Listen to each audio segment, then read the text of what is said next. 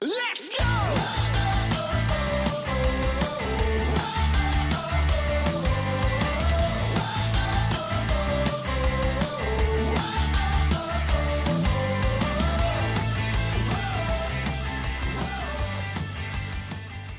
Welcome into Behind the Brand podcast. I'm your host, Adam Hayes. To my right is my co-host, Bob Paden. And to our left today is our guest, Brad Scoffin. Welcome to the show. Welcome. Thank you. Thanks for having me. You bet. Absolutely. All the way from Michigan. Yeah, the far north of Michigan, right? Yeah. The winter's coming. Probably had to, So they say. Right? Yeah. you drove a snowplow down, just to get here. No, we're in Michigan. We don't need that. Yeah. What, Did you ride your snow machine down? Yeah. No, just just a normal vehicle. just a normal vehicle. Don't need chains, don't need nothing. Yeah. Back when I lived in California, you go up driving up in the snow. It's like you stop, put chains on. Yeah. Michigan. Yeah. Who needs that? Well, thanks for coming. Obviously, Brad and I know each other, and I'll let you tell, obviously what you do, but I've met Brad, we said, I think pre-COVID. Yeah. Been friends ever since, and ended up joining ABB as company from a brokerage standpoint. And so we thought we'd have you come down and have a talk. Well, appreciate you having me. You bet. Well, tell us about ABB, the origin story. So the origin story, my partner, his name's Larry Baumgart, was a solo practitioner, and I lost my job, got let go from a sales position, and was looking. Somebody says, you need to meet Larry. You guys would really hit it off. And that was a little over 10 years ago. Wow. We formed our business, actually coming up, I guess, on our 10-year anniversary on February 29th, 2016. So we're elite baby. That's cool. So we're only a couple we years. We only had a couple anniversaries. And from there, we've gone from 2 employees to now 10. A couple down here in Indiana, and the rest are in Michigan. Well, I have one that kind of does business with us out in Southern California. We're looking to add another person come January. Cool. Maybe adding somebody in Ohio here. Oh, yeah. And Nice. in the coming months. I saw you just welcomed aboard a new one in Fort Wayne as well. Yep. Yep. Yeah. Dr. Mark Hagar. Yeah. All right. I haven't even met him yet. He's so new. So I saw his picture in the email. yeah. Hey, good. You got it. Yeah. That's good. That's a good sign. Yeah. So ABB, story of that, we started off as, my partner used to do business valuation. So he, old school that he was, it's like he wanted an A name, so he's advanced business appraisers. So he'd be high up on the alphabetical order list, right? In case somebody was using the phone book. AAA. Yeah, exactly. Yeah, who does that anymore, right? Yeah. And then we got away from that because we do business valuations as a service and a value add, but that's not what we want to be known for. So we changed the name. At that point in time, it was Advanced Business Advisors. Correct. And realized that to keep the same initials, but it's like people didn't know who we were. So then we changed to Advanced Business Brokers. And then we went through a rebranding and logo and changed that to ABB. So that's where we're at now, is ABB. So we're a boutique business brokerage. We help people sell their business when they want to retire. My running joke is I always tell people I get to tell them their baby's ugly. Yes. Okay. Because, and we get it. They've worked hard and built a business. But we come in and tell them what the market will probably pay for their business. Right. And it's usually vastly different than what they'd like to get. Right. I want to sell everybody for 10, 20 million, but they're worth a fraction of that usually. Yeah. So what's going on in the marketplace right now? Because I think, the expectation of the silver tsunami and, people wanting to exit their business. I've had that conversation. Mass succession. Is that a reality, or is it still coming, or where are we at on that timeline? Definitely coming, and it'll be probably ongoing. The stats out of Exit Planning Institute is that in the next 10 years, 73% of all privately held businesses will transfer to somebody else. Vast majority of those are the baby boomers. That's the silver tsunami. How they'll transfer and how successful they'll be at it is vastly different than what's in people's minds. So in that same survey that Exit Planning Institute did, the vast majority of people want to transfer it to a family member or to their employees. And then the second biggest category is sell. Then there's a category of other. And what's other? Well, I want to die at my job. It's a great exit strategy for the person. Going out in flames. Well, it works 100% of the time. It does. It does. But it stinks for the employees. It stinks for family members. Stinks for clients, vendors. It's not a good strategy. That's how people want to leave. 50% internal, 30% sell, and then this other. The reality of it right now is only about 20% are transferring internal. Only about 10% are selling on the open market. And then about 40%, a little more than that, are actually just closing down and liquidating. So turning the lights off. So people are losing jobs when they could have sold. They just don't plan enough in advance. Right. And then the other numbers are still there's people that want to die at their job, or they're realizing they can't sell for the price they thought. So they have to work another 3 to 5 years. Yeah. But we are seeing more and more businesses come into the market. And the challenge is that they're all over the map. The information coming out from online of what's going on and what price you can get, and multiples are expanding, meaning that they think value is going up. And that's true of companies that have a good management team and have predictable and good, clean books. Profit. And diversified client base. Yeah, and that's the challenge, is that most smaller businesses that are doing less than 10 million, those aren't the facts. Yes. Right.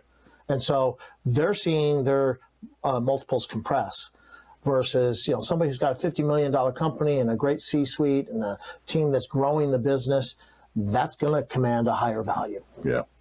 And that was the debate. I've had this with a couple of different people. I think I even called you after our friend Randall Clough.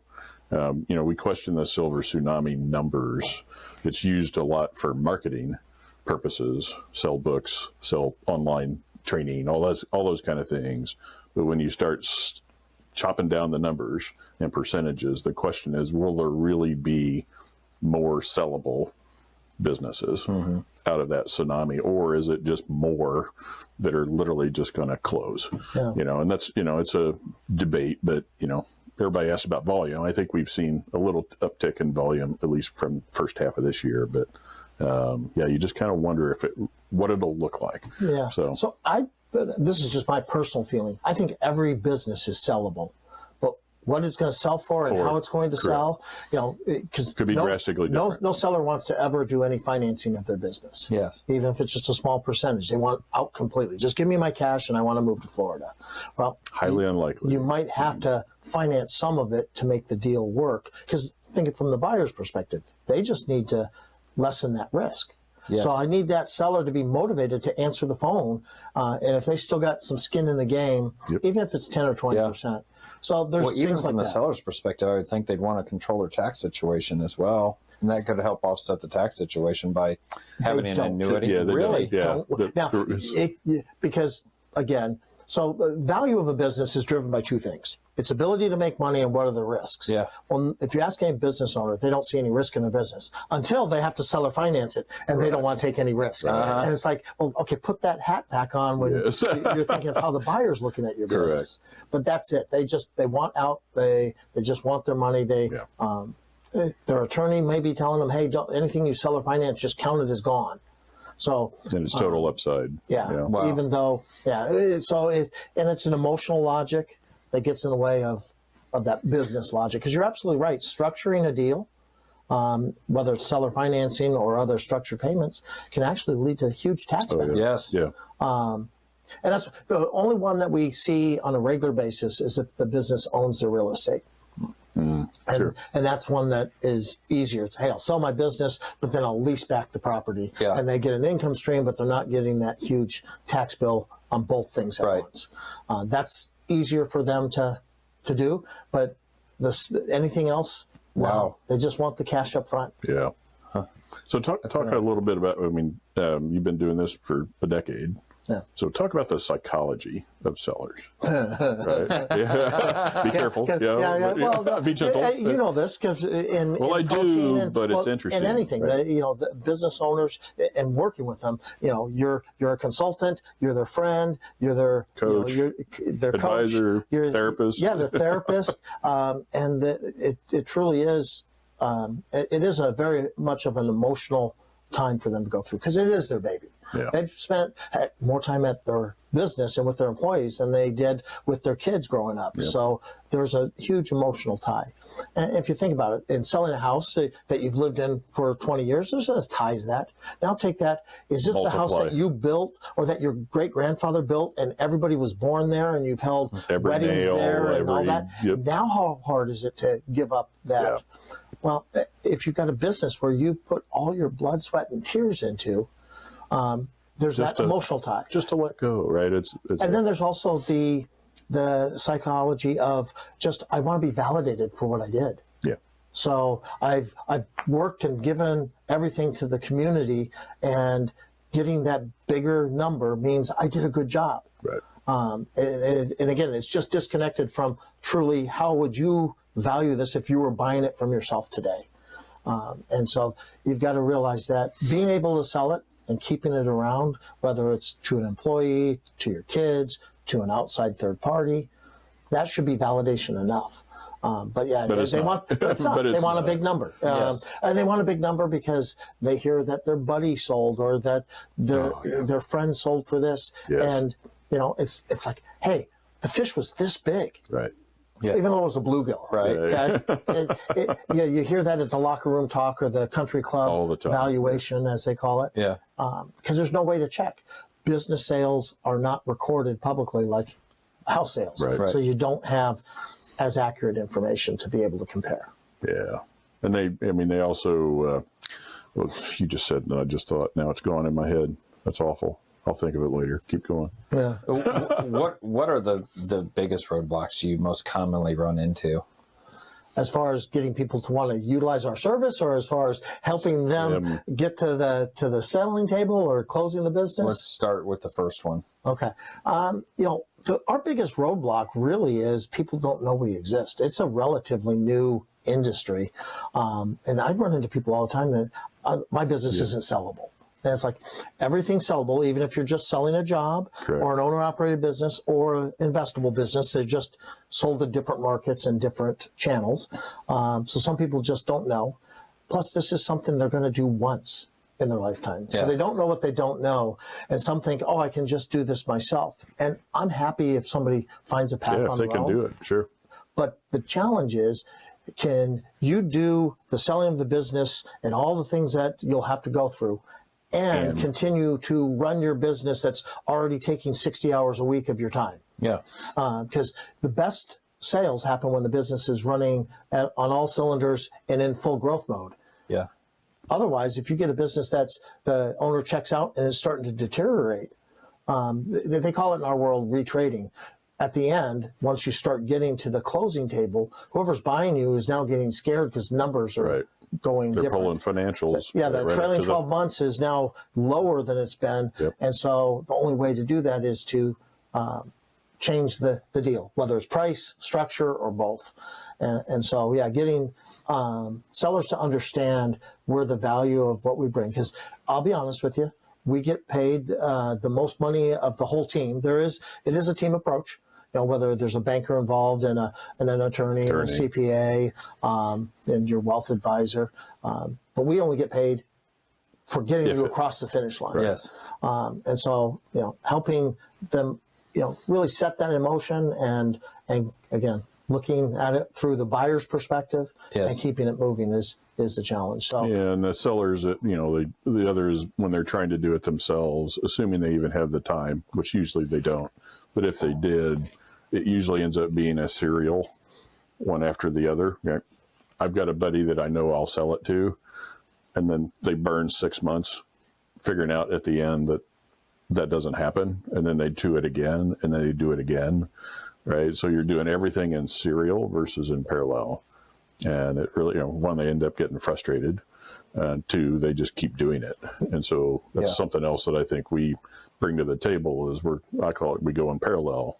We give them, more than one choice, hopefully, back to sellability. But, instead of just keep pushing it out, it actually compresses the time. Yeah. So.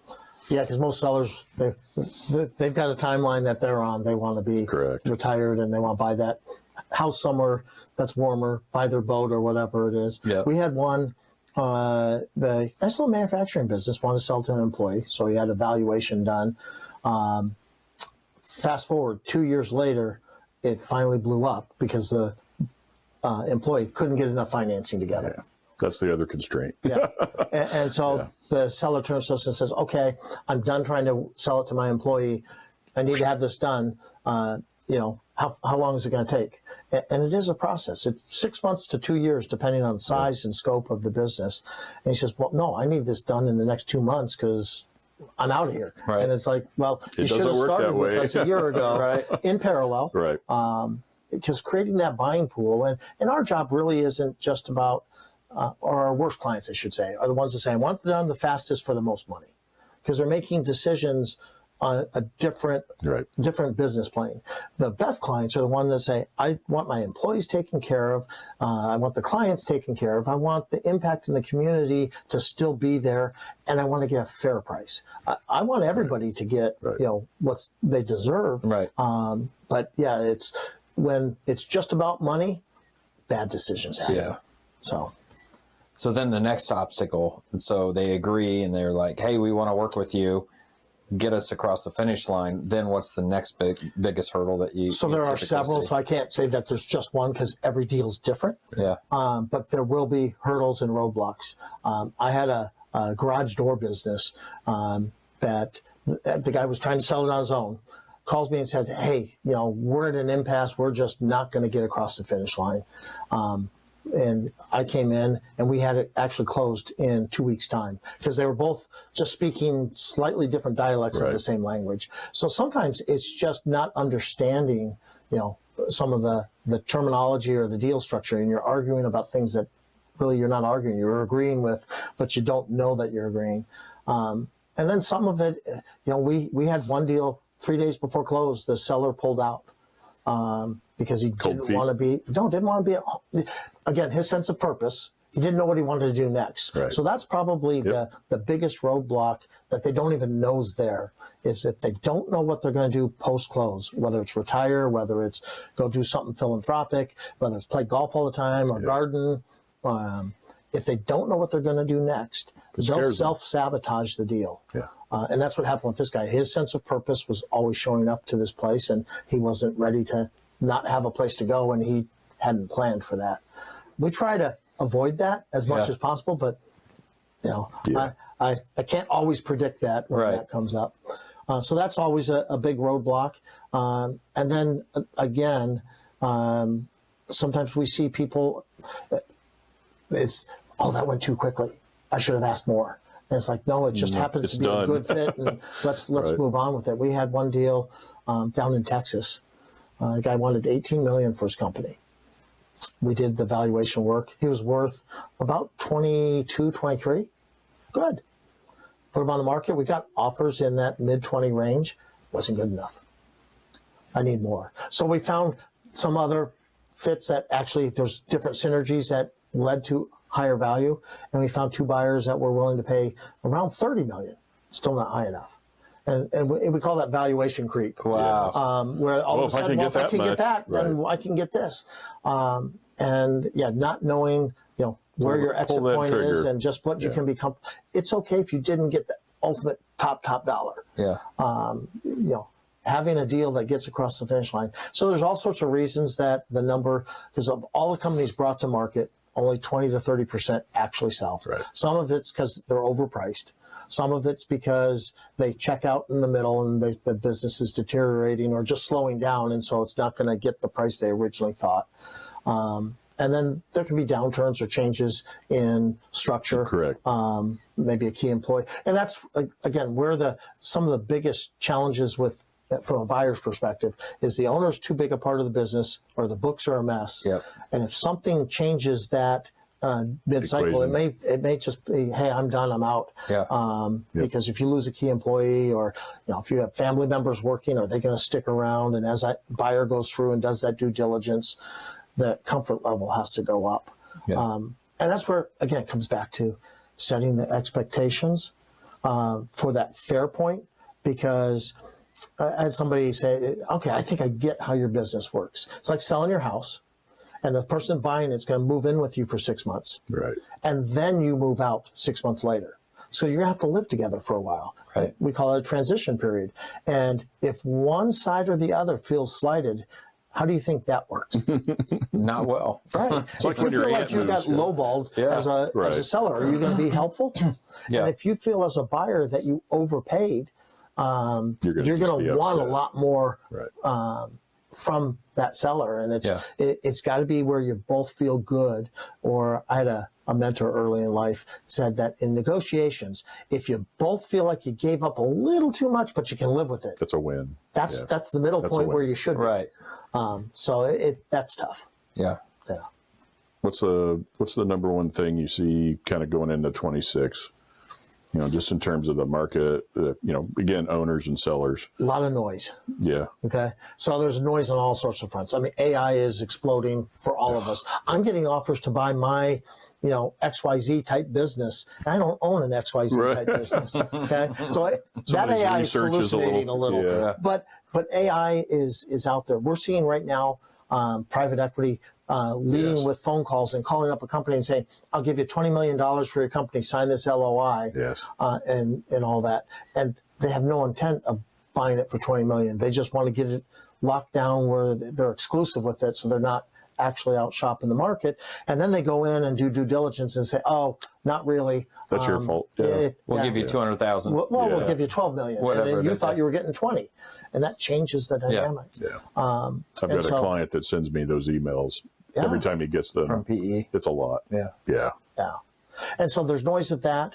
Also, there's noise in just the marketplace from sellers thinking that, again, go on the internet and you do some research and now you know that you should be worth $8 million. Right. Well, no. No. There's a lot of reasons. That's not your business. Right. Every business is different. So Yeah. what are the risk factors and things like that? And just knowing what you really would get. And it also is buyer dependent. If it's an individual financial buyer versus a strategic versus private equity versus family office, they'll all see value slightly different. And what is it you want your legacy to be? If it's just the big pile of cash, we have those. Or is it, we sold a business, small little manufacturing business worth a couple $1 million. And we had an offer from private equity, an investment group, and an individual financial buyer. And the individual financial buyer was the son she never had. She was 82 years old, sharp as a tack, great person. And the financial buyers are typically the slightly lower in Right. total price because it's very dependent upon what a bank will lend them. And yeah, it was a great match. Interesting. She'd go into the plant probably once a quarter just to catch up with people. But yeah, it was super happy, and that was the best fit for her.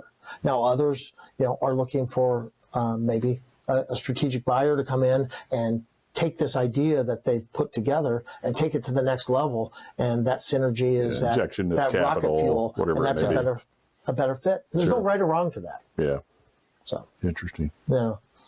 So a lot of noise, a lot of it's just being unsolicited.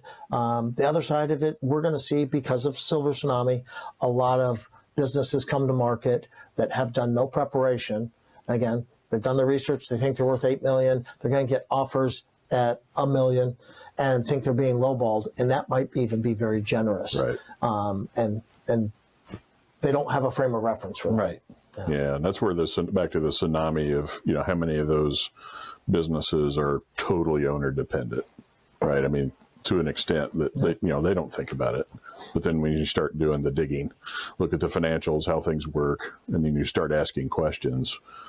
That owner dependency is a huge factor, and I think there's a bunch of them that, especially in that older bunch, it's going to be a challenge. Well, everybody wants it to be simple. Simple math is great.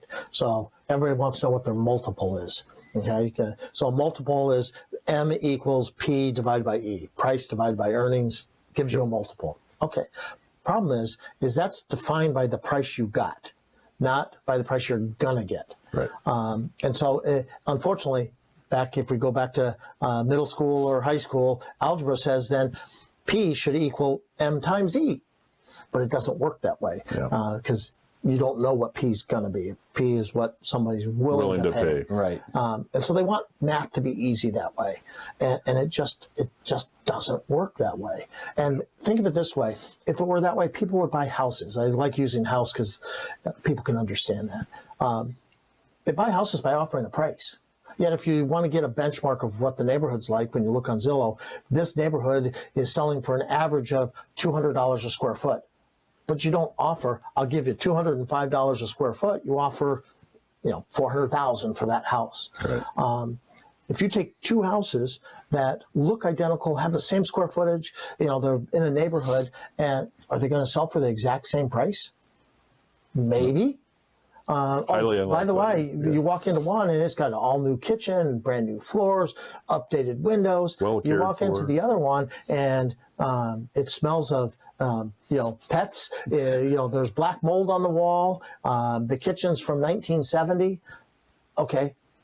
So with a business, it's the same way. What's the inner workings? Are the employees, are they well trained and are they cross trained?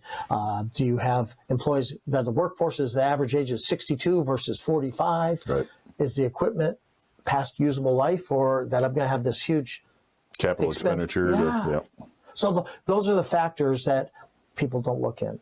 And again, to the buyer, it's just all sorts of risk and other things, and there's always going to be something down the road. So when you buy something, there's going to be that unforeseen, something happens. Interesting. Yeah. So how'd you get to ABB? What were you doing before that? Before that, I grew up in financial services. Right out of college, I worked for Morgan Stanley for 10 years, and then and did a lot of equity benefits because I liked working in the employee benefit world. So did stock purchase plans and 401k plans, pension plans, and had a buddy recruit me away to work in health and welfare side. So doing health insurance, and that's where I was until the company I was at went from an outside sales force to an inside one, and my position was eliminated for a brief time. then they went back, and that's what led me to starting to look. And Sure. Again, somebody said, "Hey, you need to meet Larry," and it was a great fit. Larry was doing this, and I've always been entrepreneurial. I mean, my start, if you want to know the whole journey, back in middle school, I had a paper route growing up. Yes. Yep. Same. Used to babysit a lot. I used to walk to middle school and again, grew up in Southern California, so you could walk the whole year Right. long. And I'd stop at the local pharmacy and buy a bag of Jolly Ranchers. And I'd sell candy. It was allowed. It was Little arbitrage. yeah, right? and I triple or quadruple my money every day that I did that. Interesting. Yeah. Wow. That's pretty cool. So when I got laid off, I was looking and being courted by different financial services, payroll, insurance companies, Sure. financial services companies for a role. And somebody said, "You need to meet Larry." And it was definitely a leap of faith because in this world, Starting from zero. yeah, right? you starting from zero, and you starve your first year, starve less your second year, then you make a really good living thereafter. But we don't get paid in our world Right. until the end of the process. Yeah. So, and again, it is a process. For selling a company, it's usually 6 months to 2 years. The larger it is, the shorter, so 6 to 8 months. Smaller ones are, 8 to 12 months, and some really small ones can take a couple of years if they're selling a job, because somebody has to want Find that the job. buyer. Yep. Yeah, they have to want. Well, and I get people all the time that just say, "Well, this is a great living." And it's like, well, I'll tell you For what. you. I'll hire you today for $500,000. You want to come work for me? Oh, by the way, to get this job, you got to pay me $10 million up front. Right. Okay, wait a minute. That changes the dynamic. And so the smaller ones, it's just finding that right buyer that wants to buy a job at Sure. that point in time for that price. And so you do starve at first, but once you have that pipeline, then, and with the silver tsunami and just people moving on and selling jobs, I'm not worried about the next 10 years. And by then I'm probably... We're not going to worry about it. I'm not necessarily retiring, but I'm definitely slowing down at that point. So what do you think about the youngins, I'll call it, that are coming out, ETA, entrepreneurship through acquisition, do you find, do you touch that? Because I've run into them in the last year, and I think so far a majority are very unrealistic about the realities of buying a business. Yeah. That's just my opinion, but I'm older. Maybe they'll be successful and it'll be fantastic, but I do worry that, again, it's a bit of the hype and marketing that has sucked them into that mindset that I can just buy a plumbing business and I'll sit at home on my couch and take the phone calls, or whatever. And it just really doesn't work that way. Yeah. So I'm just curious your thoughts. It is a great question. And we're seeing that's another aspect of noise out there. Reminds me of back in the 80s of get rich quick by building a real estate empire. Correct. And they'd have all these workshops. Charles Givens. Yeah. Was one of them. Yeah. And yet, the only person that really made a lot of money were the people promoting that. ETA's probably got a lot of similar aspects to that. I think ETA is a great way to go. So I've done volunteer work for SCORE and SBDC. And why start a business when you can buy an existing one? But you got to be realistic about it. And right now we're seeing so many ads online. Buy a business that's generating $250,000 of free cash for no money out of your pocket, and do Seller it in 90 finance days. The whole thing. Yeah. And it's like, well, sign me up for 10 of those. Yeah. Because first of all, when you buy a business, you're not going to be getting all that cash flow because you've got a big mortgage or loan to pay off, right? So that's going to eat away that cash. And you've got to pay yourself a reasonable salary, but then you've got to reinvest in it. And then the other struggle I have with a lot of these ETA approaches is they think exactly that. I'm going to buy a great business and sit back and just let it pay Come to me. Yeah, come to me. And there is no such thing as a passively run business. You can build it into passive income as you move yourself up out of the business, but you're still going to have to invest time and effort to get it to where you need it to be. There is going to be some kind of transition. So, because if it was truly just cash flowing lots of money with no effort, probably not selling it. Why would I? Yeah, why would I sell it? Right. Or my kids will want that because they can collect a lifetime annuity. Yeah. Right. So there is always work. Now, ETA is definitely here to stay, but the challenges and the education, because I'm helping build a program up in Kalamazoo on that. Yeah, great program. It's coming to reality of what work is needed, and it's just not easy street. I have a friend that's been doing his search for a little over a year now, and he's, again, made 4 or 5 offers. Some of them he gets laughed out because the owner says, oh, you're not even close. Right. It's like, well, this is what the bank can support and what is reasonable with the amount of risk. Back to the hurdles, right? Yeah. and so it's just right place, right time, and it's not going to instantly happen. So somebody that is going through ETA has to realize, what they're buying, have realistic expectations, and realize it is a long process. Our sales cycle for helping somebody is 2 to 4 years. Yeah. So I said to sell a business is 6 months to 2 years, but the more they can start planning in advance. If somebody wants to think about retiring, if they wait till the end, the only curb appeal you're going to do is very little. You can't just slap a new coat of paint on it. If you want curb appeal, and buyers can smell it too. You've got to clean up your books. That takes 2 or 3 years. You've got to structure your management team. So those kinds of things, and there's great ways to do that. I don't do it, but we know consultants that will, right? I think we do. But that, if you have a 3 to 5 year runway, then you can make lots of changes. And you should really run your business as if you were going to exit from the start. Now, hey, today, if you want to retire tomorrow, great. You run it like you're going to. But you may work another 5 years and then change that vision. But if you've always got it running so it can be sold, you'll be running it more efficiently. You'll have more time. You'll make more money. You can. It's just exponentially good. Yeah, and back to your comment before about what they're going to do next. I find it interesting that, and I've got one seller in particular that's already sold, and I have him speak to current sellers because his whole world drastically changed. Right? I mean, it's a life-changing event to sell a business.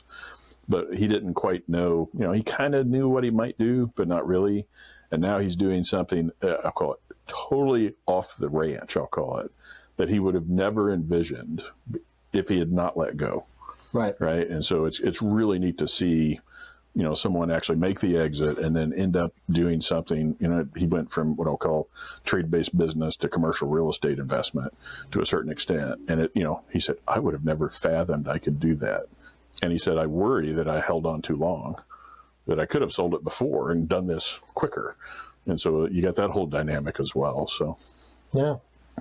interesting. Yeah, we do see people that hold on way too long. Yeah. And then they expect to get the price they could have got 4 years ago. Right. And it's like, well, now it's worth this, and here's why. That's just the reality. And valuation, again, another myth. It's worth what somebody's willing to pay for today for your business.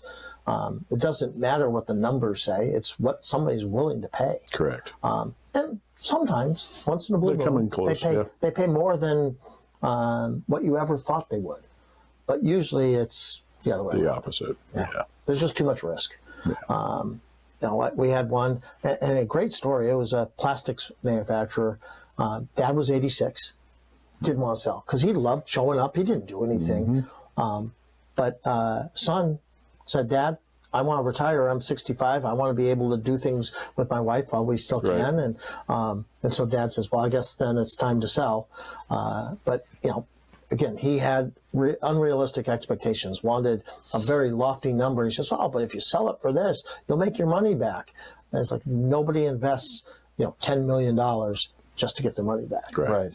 And nobody invests $10 million to make 10%. Right. There's just too much doesn't risk. work that way. Yeah. And so, but it was funny. He wanted that number because that's the number he felt he should get, and was more about that validation. Not the money. He didn't need that. Didn't need it. He actually ended up with about half of what his number was. And that was more than enough than he ever needed. And he, super happy once he came to grips with why he was selling, what he was doing, what he could do with that. He still gets together with Frank on our team up in Muskegon. They get together once a quarter for coffee and just catch up. And he's introduced us to a few other people. Nice. So, Psychology. Once you get past some of the psychological barriers are huge. Way bigger than I'd imagined, to be frank. So, yeah. And then fatigue that you were talking about is very real. Seller fatigue, buyer fatigue, and that's sometimes half our battle is just keeping the momentum going, because once something stops that momentum, then fear sets in. Yeah. And whether it's the buyer or the seller, oh no, they're doing something different. Something's happening, and it could just be, a lawyer went on vacation for 1 week and it backlogged everything 3 weeks, and that ripple effect is, the bank needs something changed, and then an attorney has to change something, and then all of a sudden, what should take 30 to 60 days takes 3 to 6 months, right? And or things like the SBA shutting down for about 2 months, right? That and again in February. A couple of our deals that'll now close at probably one will close in December and one in January, but these should have been done in September. Right. Man. Change gears. What do you like to do for fun? Fun? What's that? Yeah, I know you do. Yeah. Hobbies? You have some hobbies? Always. You got to have some outlet. Yeah. I do enjoy gardening. So I have a really nice garden at the house. My wife and I love doing home projects. So we just went through and gutted our whole first floor. And we do some of the work, but hired out a lot of that this time around. Smart. It's So like, what's in a garden? Just about everything. I've got asparagus. I've got beets. I've got 8 different kinds of tomatoes. Well, not now. They're all gone. right? Yeah. Some bell peppers and some jalapenos and some eggplant. Let's see what else is in. The 3 different kinds of cucumbers, acorn squash, summer squash, zucchini, spaghetti squash. Wow. I'm trying to remember what Literal else is green in there. thumb, though. Oh, I love fresh vegetables. Did you can any stuff that? That's what I was going to. Or did you eat through all of it, or? No, I can the beets because I love those on my salad, and can pickle some of the cucumbers. The rest of the stuff we eat through. We canned some of the tomatoes and made some tomato sauce and some salsa, but the rest of the stuff we eat through or eat what we can. Nice. Yeah. And you got a big barn, I hear. Yeah. The entertainment, I'm the venue. envious. Yeah. I've seen pictures of it. It's like I don't know how big is it? It's Well, so our COVID project was a Yeah. 30 by 50 pole building Okay. that then has a 50 by 11 foot it's a big overhang. man. It's a big man cave. It's a big. It's a wee cave because Yeah, it's just of as much course. hers as mine. But still. yeah, so it's got 4 glass garage doors. So and we've got almost a full kitchen out there. The only thing it doesn't have is hot water. But you can heat that up on the stove. sure. There's a stove, a refrigerator, a bathroom out there, pool table, but we love to entertain. So for our church youth group comes out every Sunday and uses it for youth ministry. Yeah. And then we throw parties and bring people together and, whatever we can do. Some business outings there, some bourbon and scotch tastings. Yeah, there we go. There we go. That's another hobby. That's an actually cheaper hobby than golf. I bet. Yeah. You're probably correct. It's funny because it can be metered. yeah, right? well, people say, "Oh, you spent whether it's $100, $150, or $200 on a bottle," Yeah. and it's like, yeah, it's going to last me for 2 years. Right. I'm going to sip on it and things like that. Yep. And you can spend that on one round of golf and it's gone. Yeah. Yeah. Yeah. Along with a is. lot of golf balls. Yes. Yeah. Right. Amazon $1 a bowl. We tested some last weekend. How'd they work? They're okay. They're good Okay. enough. Yeah. Right? It's like they're not perfect, but for a buck, worth it. Worth trying. Yeah. Yeah. And the idea is to get better so you don't lose them. So that's the whole Exactly. idea, right? I'm a hack. My son's the golfer. Yeah. Yeah. He's a single digit index. Me, I'm lucky if Wow. I shoot bogey golf. Yeah. Oh, I don't play enough. if I'm under 100, I'm happy. Yeah. So that's how it works.